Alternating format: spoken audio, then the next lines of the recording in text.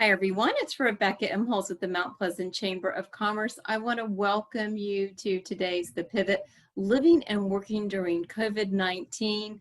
We're so fortunate once again to have our moderator today, John Carroll.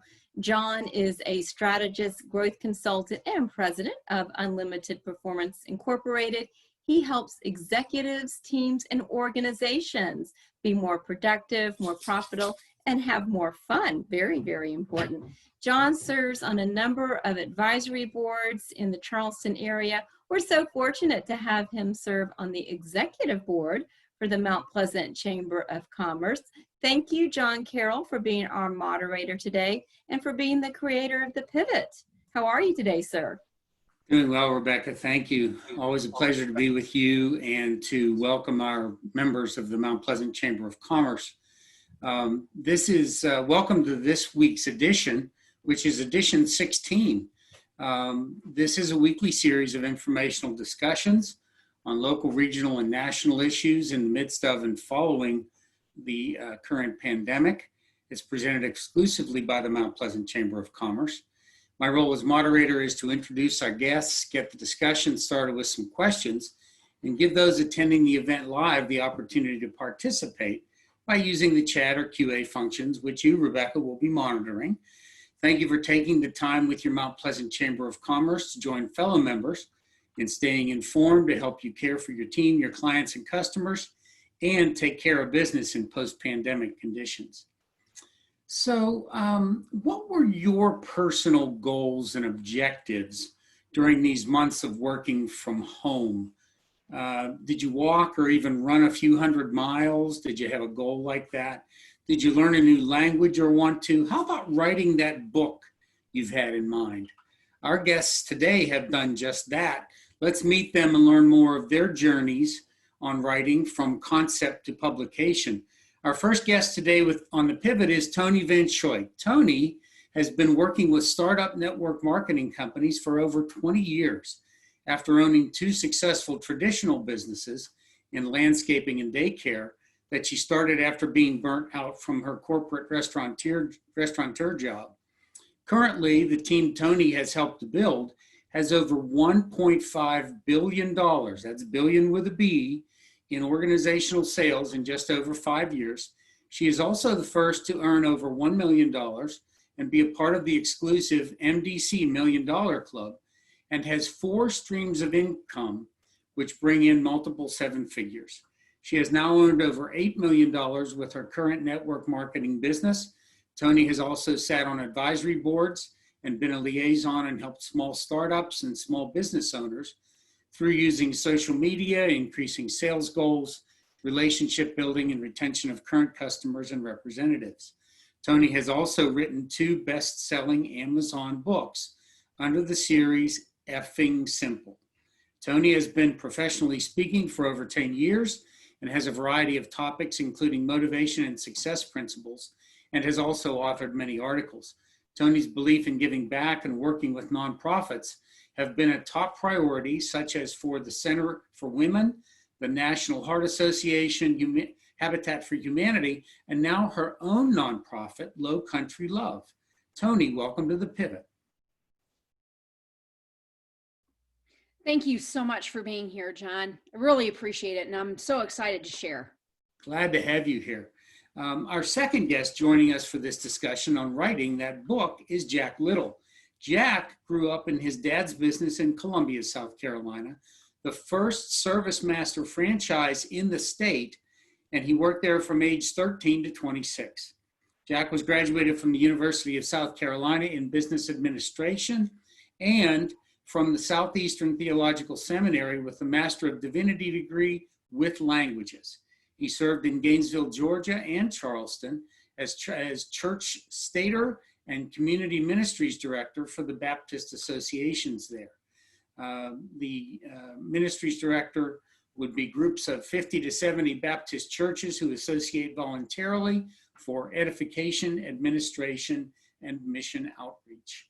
Jack served at ECHO for 12 years as executive director, where he increased annual revenues from $300,000 to $1.8 million. to develop and expand the program and services to empower low-income individuals, families, and communities to increase their incomes and become self-sufficient. Jack retired in 2017 to experience new horizons and is currently a real estate professional with agent-owned realty. Jack is married and the father of 3 grown children. Jack, welcome to the Pivot. Well, thank you very much, John. It's great to be here. Glad to have you. Glad to have you. Tony, let's start the questions with you. When and how did the idea come to write one, then another book? Well, the idea came because in my industry, there wasn't any books out there that were really relevant and really incorporating technology, social media, and the best practices in the 2000s, actually. Even the books now, my book, which is only, a year old, a little over a year old, is now irrelevant because of all the changes. So we have to make updates to that. But it was truly to gain an understanding and really incorporate both the personal aspect of all business and also the social media and technology aspect of business as well. So that was where it started, but it started as in my industry, but it truly is business basics. If you're growing a business, it has, the key points that everybody should be doing in their business to grow it. So you found a need and filled it. Yes, I did. Okay. Thanks, Tony. Jack, same question. When and how did the book idea come? Well, I had several people approach me and tell me how to write a book about, what I have done throughout my career. And after a lot of urging and having a knee replacement, I decided I could start writing it during that time. Okay, so you were laid up for a little while, and you thought the best thing to do at that time would be go ahead and write that book and get those people off your back. Exactly. I was sort of isolated at that point, just like we are now. Right. Is there any isolation like we are now? Oh my goodness. Tony, back to you. Talk about the actual writing that you did. How did you approach the writing? How did you get to it? How'd you get it done? Well, so my approach is probably a little bit different than some authors. And, Jack and I were comparing notes earlier before we got on the call today. I've been speaking for, quite some time. So again, all about technology, right? So I had a blog for probably 3 to 4 years to publishing the first book. And the great thing is that I'm not so much of a great writer as I am a better speaker. So what I did is I took a lot of my speaking that I've done, and I use 2 programs. One is called rev.com and one is called Teamy. And it will take your verbal live communication and put it on paper. I was like, oh my gosh, this is the greatest thing in the world. It makes my life so much easier. So therefore we were able to do a lot more articles and blog posts in that manner, which suits me and it fits me. I've sat down and written longer articles and actually chapters for different books. That to me, honestly, is like scraping nails on a chalkboard. Just the whole process, because that's not where my talent lies.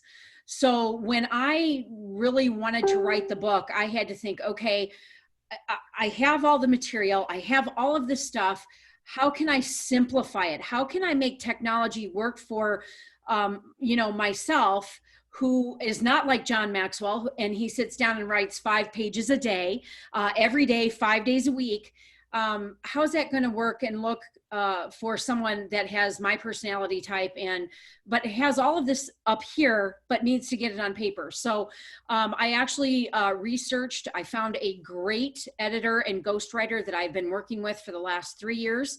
He is going to be publishing our 3rd book, which should be out by the end of this year. But, you have to find the right person to work with you. So that's how I started the process. And that's how I will continue to do it unless things change. Okay. So Tony, you really embraced the technology piece of that, and you had used what you had already composed, content you'd already created in essence, and just found technology to get it from the spoken word to the written or visual word. Correct, John. I mean, I've been writing now for, it's been the better part of 8 or 9 years. And you know, again, I kind of view my, you know, how my brain works is that I have little Post-it notes everywhere, right? But, you know, you put them down into a platform that's digital and they're all right there for you. So we compiled all of that stuff that I have done.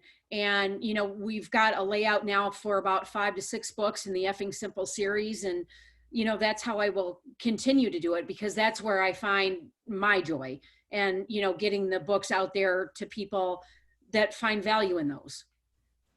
And I'm guessing, Tony, and Jack will come back to you in a second, but I'm guessing, Tony, that you've got people that will swear by your book in terms of a how-to. It's much more of a how-to, right? Correct. So the first book, Based on Business, is a how-to. They're workbook style format. You know, we write the chapter. The chapters are short, sweet, understandable for everybody, but then there's a call to action, because we want to make this a keepsake. So people can go back and say, okay, I did this, I did that. I can actually look at what's happened over this course of time. Did I meet my goals? And, you know, we really set that goal setting for them. Okay, you know, what do you want to do? What's the date that you're going to do it by? What are the action steps that you need to take to get there? So, you know, that's what we will continue to do, because I think that that's really important for people, is to see and track their ROIs, basically. Okay, thanks, Tony. Jack, your book, by contrast and comparison, required some research. Talk about that as well as the actual writing process, if you will.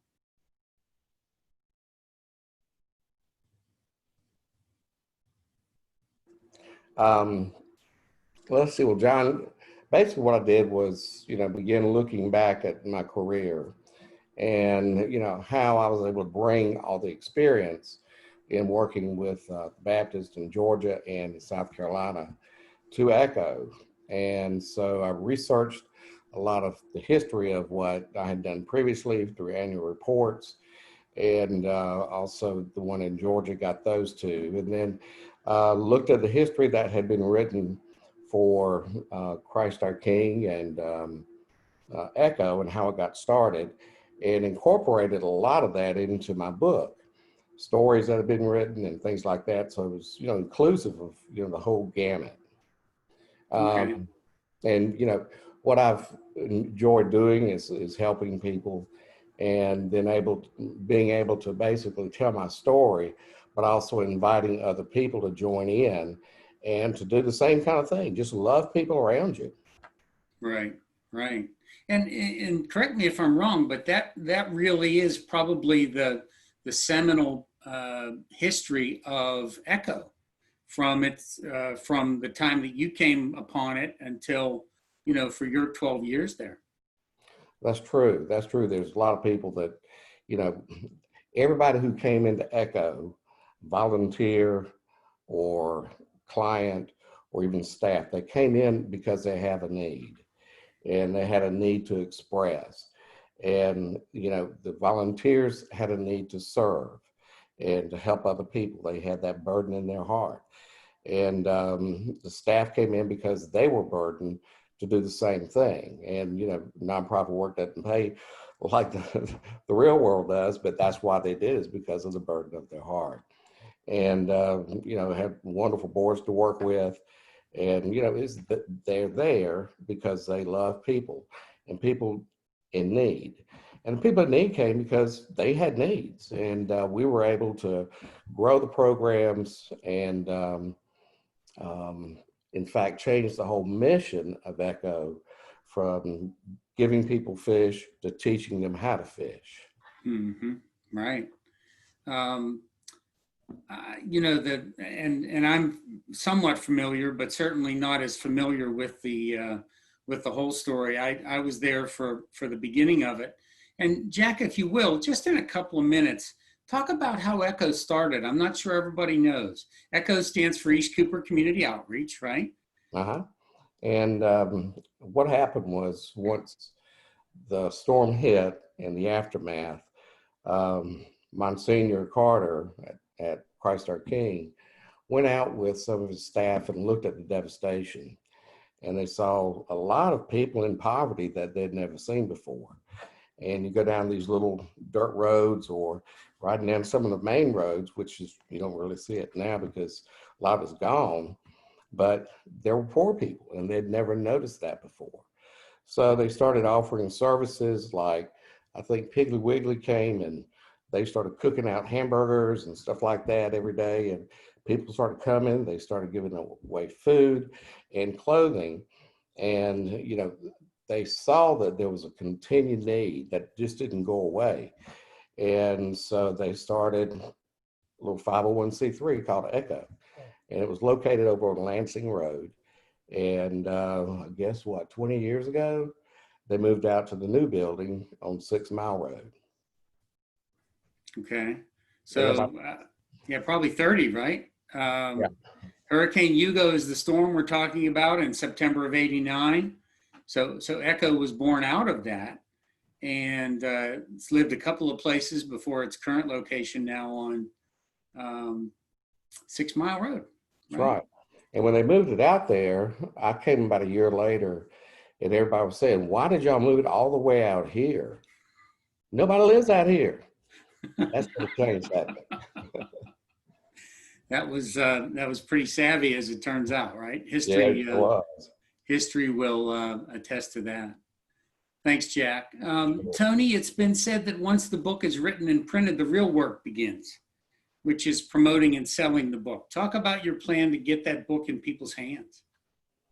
Well, you know, I'm not really sure if we did have a plan. I mean, for sure, working with, you know, the folks that I worked with, my prayer and hope is that people would just find value from it. So I bought 1,000 copies of my own and just started handing them out, right? Because I wanted to get the information into people's hands, and I truly wanted to see if they could have value. That for me meant more than anything. And I think that was a labor of love. And you guys, I literally was so nervous when we hit the submit button to have the book uploaded and have it ready for sale. And we were selling it at cost as well, because I wasn't here to make a profit. I was here to get the information into people's hands so they could use it to their advantage. And so I was so pleased at the response. But I did. I had book tours. I had book tours in Canada, all over the United States. I would go work my other business and have something in conjunction with that. It went over really, really well. I wasn't expecting what happened, and it just kind of took on a life of its own. So, you know, again, even though, you know, I'm a young publisher, very young, you know, only 2 years into this now. You know, I still talk about it all the time because, you know, you want to be relevant.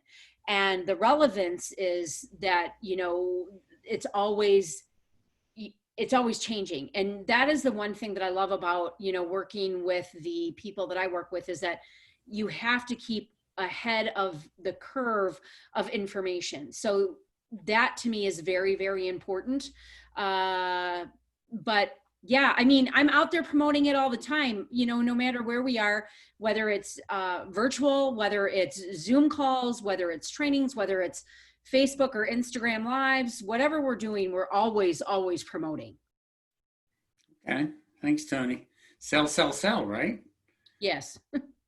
Absolutely.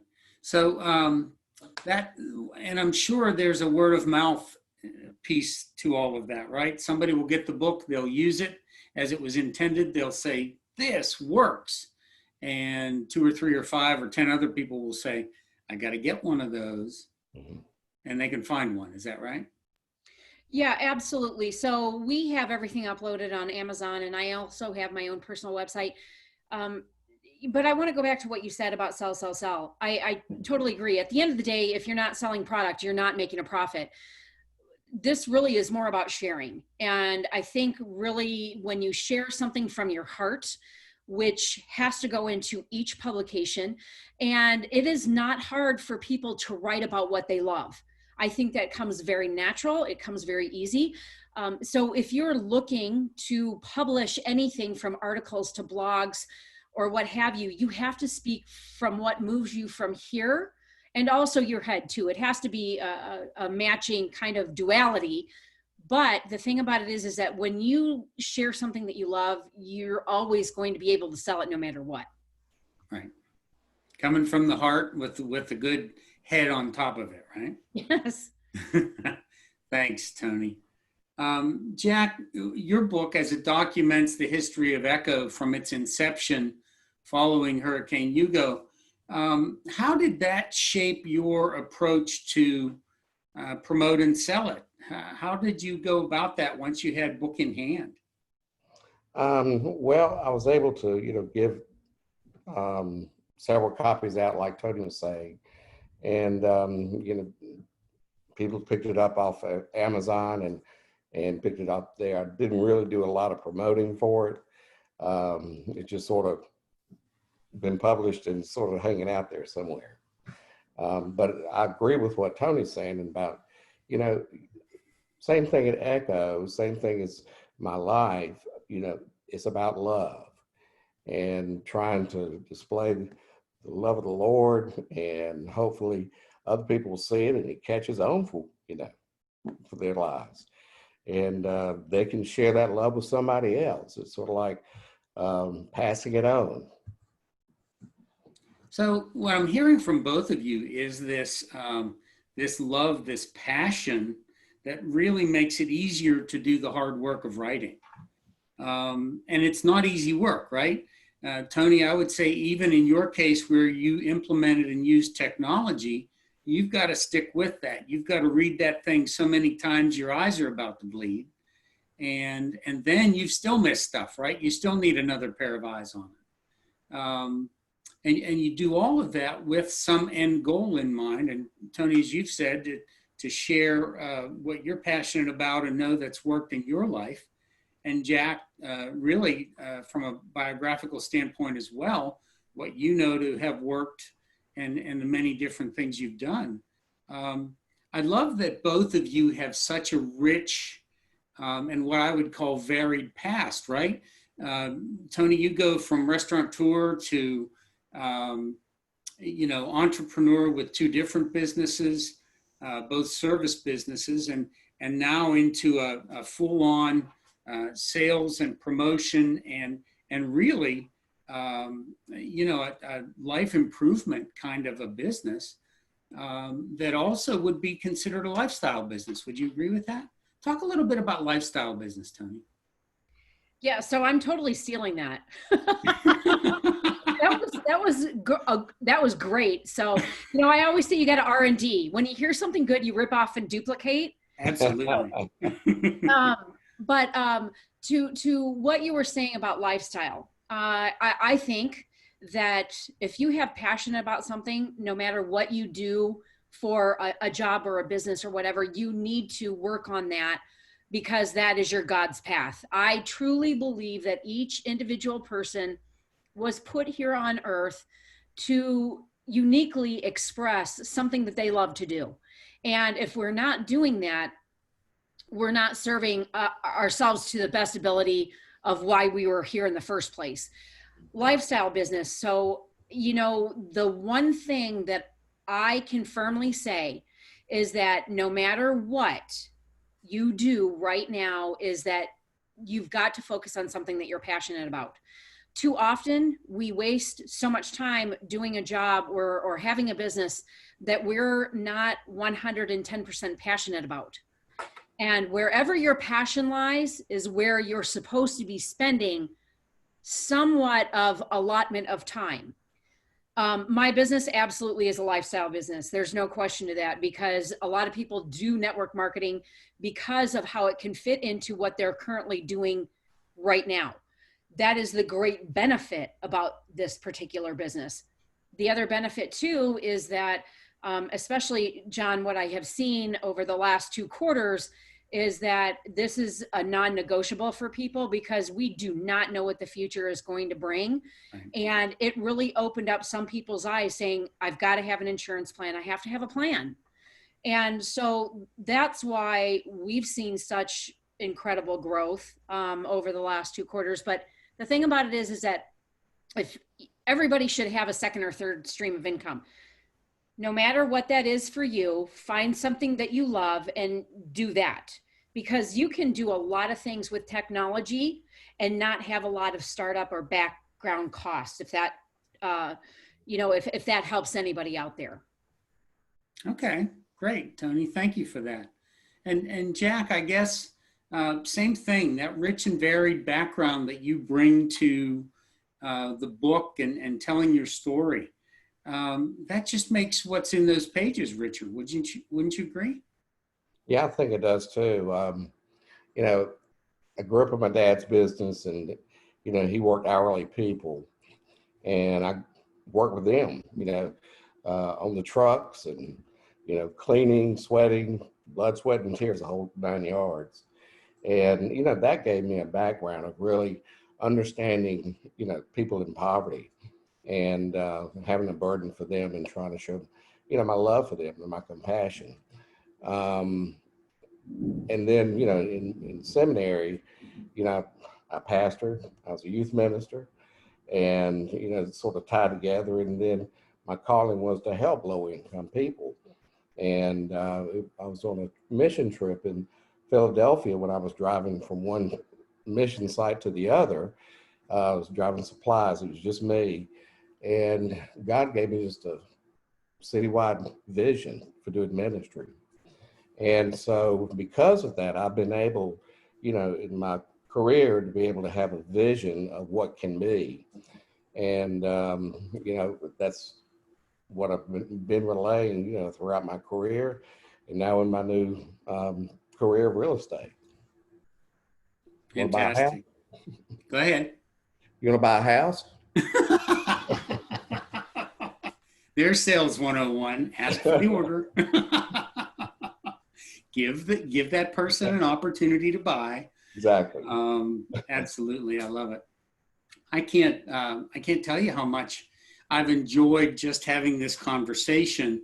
It's really putting the bug back in me. I think it's time for me to sit down and put something else, on the page, as it were.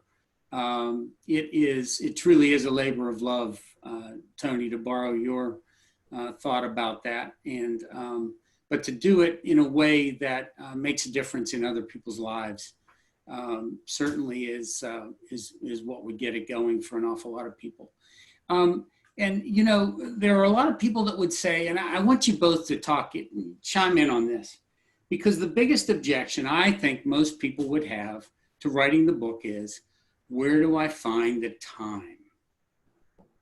How do I find the time? And that's, of course, what might drive people to say, well, we're in lockdown mode. We're working from home. I don't have that commute. I don't have this and that. I probably can put an hour a day aside to do this. But talk about, we might get back to normal before too awfully long.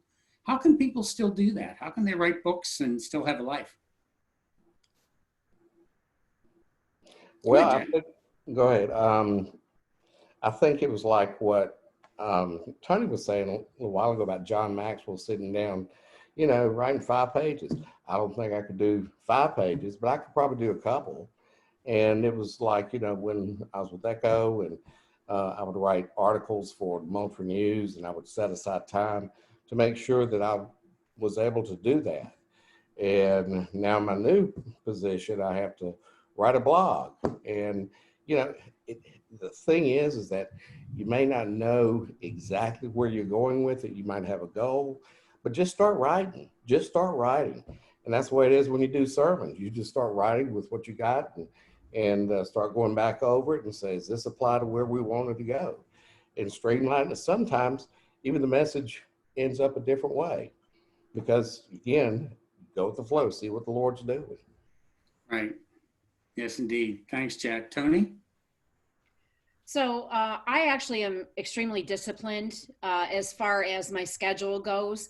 But the one thing I'm going to tell you is that if you want to start writing anything, stop making excuses, set aside an egg timer, 10 minutes a day at the same time every single day. There's no excuses. So you said whether you have to get up 10 minutes earlier, or whether you're going to bed 10 minutes later, or whether you're scheduling this during your lunch hour, it's your choice. That's the bottom line. So the thing about it is that if this is what you really want to do, then don't make the excuses. Set an action plan and say, just start with 1 week, because you guys know that's what maybe we're capable of. Sometimes it's 2 days. 2 days. Set that egg timer for 10 minutes. I'm going to get up at 5:30 in the morning because I know the kids are going to get up at 6, but I'm going to have that first 10 minutes before I brush my teeth or wash my face or drink a glass of water, and I'm going to write. So that discipline, you owe it to yourself if that's what you want to do, but don't make excuses, because you can get bogged down in excuses. And I've seen people that now they're not going to the job full time. They're not having the commute. They can't go to the gym. They can't do this. They can't do that. And they're getting nothing done. That has to do with self-discipline. So stop making excuses and get your butt in gear and do the do that you want to, whatever the goal is that you want to accomplish. But let me say this, set the goal, the end goal that you want to do. And you guys, don't set the end goal writing a whole book. Start with an article. Start with, 5 paragraphs. What's it going to take to get to 5 paragraphs? Then you work it backwards. So let's say 5 paragraphs, 1 paragraph a day, 5 days a week, guys, that's 5 minutes. It's not that hard to do. So you got to start taking baby steps. Then you go on to the bigger steps. But you know what? Make that plan according to what you know that you can do, and then commit to it. Okay, so baby steps are bite-sized. Just keep after it, right? It's the persistence and the discipline to get that done. Okay. Thanks, Tony and Jack. Rebecca, you've always got an ear in on here. Let's get you in for a question from you or somebody that's been attending with us. So Tony and Jack did a great job of answering the question I had in mind, which is how do you discipline yourself? So it sounds like the discipline is going to take care of any distractions that can get in the way, because there are lots of distractions, even if we're under quarantine right now. So that's what I'm hearing from both of you, is focus on the discipline. That'll help eliminate the distractions. Is that true? Tony, start with you. Yes, absolutely. So the one thing is, even if you have small children, and I'm going to speak to both men and women, lock yourself in the bathroom for 10 minutes. Seriously, I mean, I've worked with a lot of younger people in my career, and I'm like, look, if you need to make a phone call, if you need to do this, you need to do that, go lock yourself in the bathroom for 10 minutes, provided that your children can take care of themselves for 10 minutes without, self-harm or anything like that. So I want to put that disclaimer in. But when you have those 10 minutes, that can be so powerful when you do that consistently on a daily basis. And the one last thing that I attribute a lot of my discipline to is that there's a book called Miracle Mornings by Hal Elrod, and I am a morning person, but he talks about getting up early, setting your theme, your energy, your time for the day, and you will be able to produce so much good and so many more things that are viable. And so, again, start with the day in mind that I'm going to accomplish only 3 to 5 key things, not a laundry list. 3 to 5 things you have to get done that are your non-negotiables. Great. Thanks, Tony. Jack, anything to add? Well, let me go a different way, because I'm not as disciplined. I'm goal oriented, and I like to see results. So if I set a goal, I know it's there, and I just start working towards it. And that's what I was doing when I wrote the book. I didn't know everything was going to write, so I sort of take a break, but I knew that goal was there. And, when the time was right, the urge was there, I was able to go and put those thoughts down. So to me, it wasn't a consistent daily kind of thing. It was just as I went. And I guess that's why it took 1.5 years. But, I've never read the book before. But, and 2, people say, I don't have anything to write about. That's what I said. Why does somebody want to read what I have to say? And I was convinced by some people that, I do have a story. And everybody out there has a story. Could be about hunting, fishing, could be, children, child raising, could be socializing, could be your business and your philosophy in business, how you go about getting things done. And people are interested. It's just like on Facebook. You see what is John doing today? Oh my gosh. I can't believe he did that. But that's the kind of thing, people sort of want to know what's going on and what drives you. So it could be anything from a story or a hobby or a pastime to your bottle cap collection, right? Yeah, grilling out, Right. Thanks, Jack. Rebecca, great thought, great question there. Tony, how about a final thought and where someone can find you if they're looking for the book or even you? Final thought. Well, first of all, thank you guys so much for having me on. It was great to be here and just to share some of my passions first and foremost. Second thing is, final thought is, no matter what your dream is, or no matter what, and you know what, maybe some of you have been challenged through this time. Maybe, you've gotten bogged down in parenting and work and everything like that. But regardless, there is no dream that's too small, too big, too in the middle, not to pursue. If it is something that pulls at your heartstrings, you need to start the process of getting to the point of where you can start doing this, because number one, it will open more doors for you. Number two, it will bring you more joy and it will bring you more peace when you really do something that is your calling.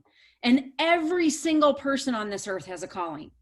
So that's kind of what I wanted to share. And as far as where you guys can find me, on Instagram, I'm on the Tony Vans. On Facebook, it's Tony Venchoy. So it's a long one. So it's VANSCHOYCK. I would love to connect. And you can also subscribe to our blog. Just go to tonyvans.com. Thank you, Tony. And Jack, a final thought and where someone can reach you. Okay. Well, for me, again, I would say for everybody, if you've ever thought about doing something, make the effort to try to do it. Got to make the effort. For me, changing from ministry background to selling real estate, I never wanted to sell real estate. I never did. And people talking, persuading, convincing, I'm doing it. And so it's something that I wanted to do, and I'm in pursuit. I don't know if I would be real successful, but I am learning that in this I'm ministering too. They're low-income people. I'm helping find homes and apartments, and then showing people $3.5 million estates. So it's the whole wide gamut, but I see it all as a ministry. You can find me at, Jack Little 4@yahoo.com, or agent owned. I have a webpage there. It's called charlestonhomessolutions.com. And you can see some of my work, some of my blogs, and then also my book. You can look up on Amazon, okay? I had a big poster upstairs, but I thought that's too big. But like the poster you got behind you, John. But it's called The Winds of Change by Jack Little. And the subtitle is How One Organization Turned a Hurricane into a Better World. So that's what we're about, improving ourselves, pursuing our goals, and being what we've been created to be. Terrific, Jack. Thanks. Tony, you got it nearby? You got one? Happens to. Two. Both of them. There it is. Right. Just make it effing simple, right? Just make it effing simple. Yes. Yeah. Thank you. Thank you, Tony Venchoy, networking marketing executive, author, and consultant, and Jack Little, author of The Winds of Change: How One Organization Turned a Hurricane into a Better World. Thanks to all of our chamber members with us live today, and those who are catching us on the recording. And a big thank you to Mount Pleasant Chamber's own Rebecca Imholtz for keeping us on track. From all of us at the Mount Pleasant Chamber, thank you for joining us this week on The Pivot. Make it a great week. Thanks, John. Thank you so much. God bless y'all.